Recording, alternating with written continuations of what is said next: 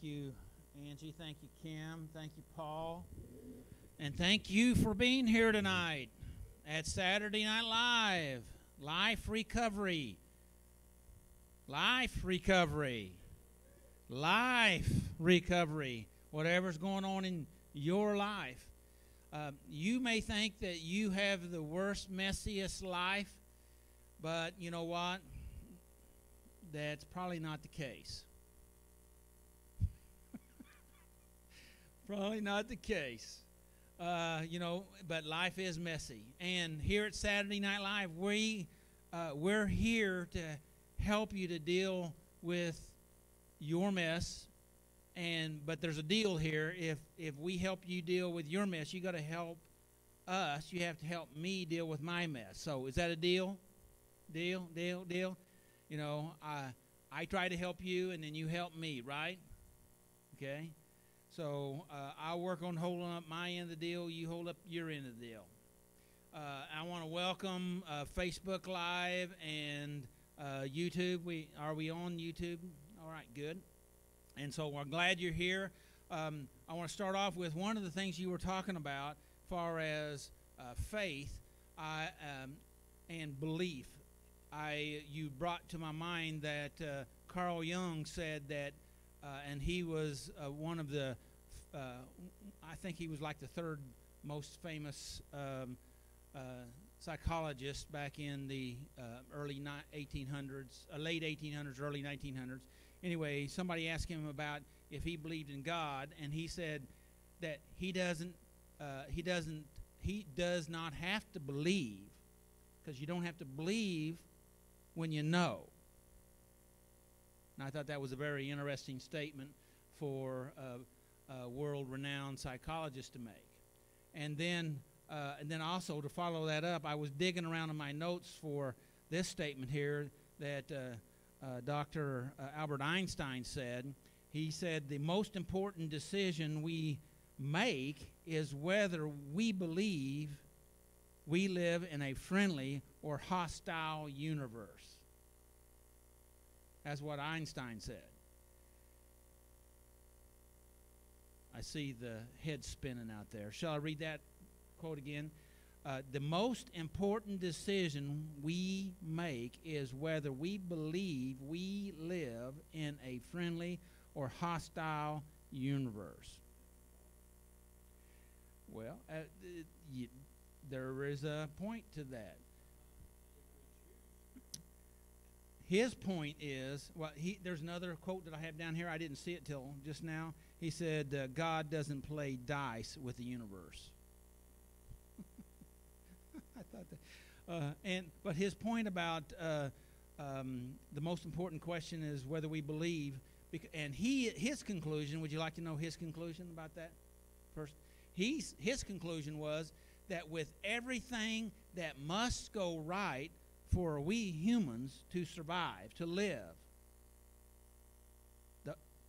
for what all has to go right, his conclusion was the universe is friendly to mankind. And that's God, in case you didn't know, right? And so God is friendly to us. Now, sometimes we don't feel like he is because, well, Kim was just talking about it. We're fighting him every step of the way. But he doesn't get mad at us for resisting him like that. He says, come on. Reminds me of a Bible story where an angel came and wrestled with someone until the sun came up.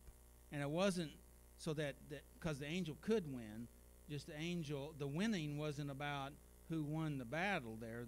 The winning was holding on until we broke through. And sometimes, Kim, talking about that struggle that we have continually, it's continually to make those little breakthroughs. We want to have one big breakthrough all at once. Is that not the truth? All the way, one and done. Bam, right? So but the fact of it is, it's step by step by step by step, and that's aggravating to us, right? It's aggravating to me. I'm a little more patient with you than I am with myself. How about you? Right? So anyway, I appreciate the step and step reflection. I'm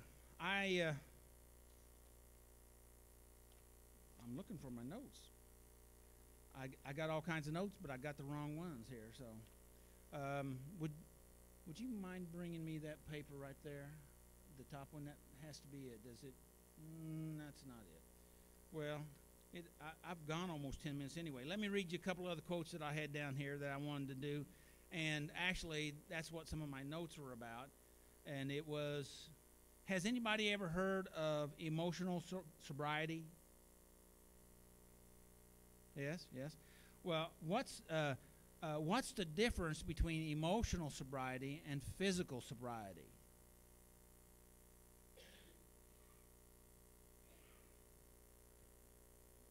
Yeah. And so, can a person be physically sober without being emotionally sober? Right. But surely I have that other paper. I got 5 things I want to read. About emotional sobriety. So hold on a second.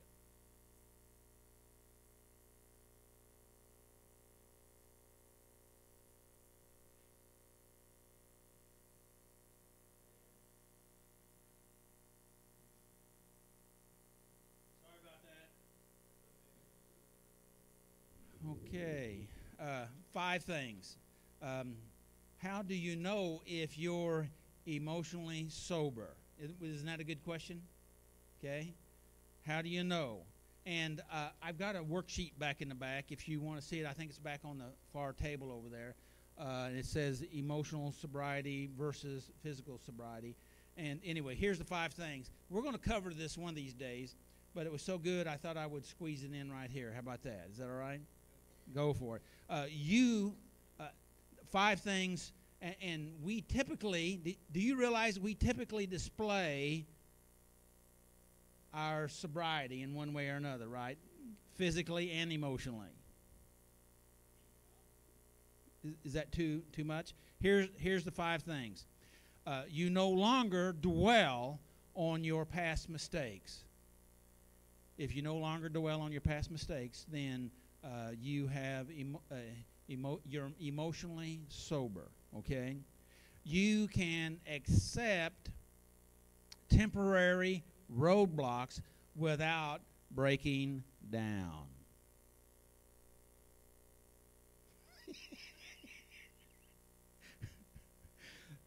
If you can do that, then you are emotionally sober. Emotions, how you feel, how you're able to, we went several months about talking about mastering emotions. So this is kind of along that same lines. Number 3, you build meaningful and lasting relationships. A real test of your sobriety, emotional sobriety, and all the other sobrieties, physical sobriety, is how you go through relationships. Would you agree with that? You're afraid to say, I see. Number 4, you don't let negative feelings control you. We were just talking about that quite a bit a while ago, right? We don't let negative feelings control you. To the degree that you don't let negative feelings control you, that determines how emotionally sober you are. Okay? And number 5, are you ready for number 5? You aren't a slave to your cravings anymore. To the degree that you're not a slave to your cravings is the degree that you're emotionally sober. How are you doing? You don't have to answer that. So would this be a good thing for us to work on here in the near future? Okay, we'll talk about that. Now, tonight we'll be talking. We're going to be doing a video. Hopefully, we'll be doing a video on how to overcome guilt and shame. And I have a step-by-step. We're going to go through it. There's a lot of good information. I am going to purposely not go through it fast. We're going to go through it slowly because I think that's really an area. How about that? I was looking for the right word. An area that we all need to kind of be aware of. And what were we talking about earlier about going through the process several times, and then it feels worse, but with distance and a good perspective, we're getting better. And so I think that may be some good stuff to go through. So anyway, Facebook, YouTube, we'll be doing that a little bit later. So thanks, everybody.